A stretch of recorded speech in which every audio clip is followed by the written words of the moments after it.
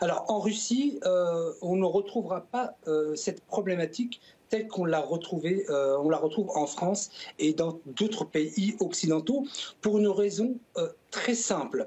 C'est que la Russie n'est pas impliquée depuis des décennies dans des conflits interethniques à l'étranger et qui ramèneraient ces problèmes à l'intérieur du pays. Donc la Fédération de Russie est assez armée pour cela. En France, nous ne le sommes pas du tout. Lorsqu'il y a un attentat, ce sont tout de suite les musulmans qui sont pointés du doigt et toutes les chaînes d'information françaises restent sur cet axe qui fait que la population française construit une forme de haine, une forme d'islamophobie donc envers les musulmans. Mais en Fédération de Russie, la Russie n'a pas ce problème d'antériorité, de colonisation qui fait que l'impact, je dirais, de la discrimination envers telle ou telle ethnie ne sera vraisemblablement pas présente.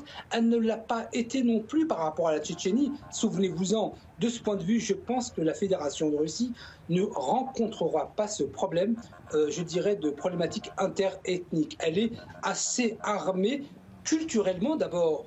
L'histoire de la Russie parle d'elle-même. Elle n'a pas envahi des pays sur des aspects, je dirais, économiques et financiers tels que le pétrole, l'uranium et que l'on peut retrouver en Afrique. Et donc, la Fédération de Russie n'est pas sujette à cette problématique. Si on revenait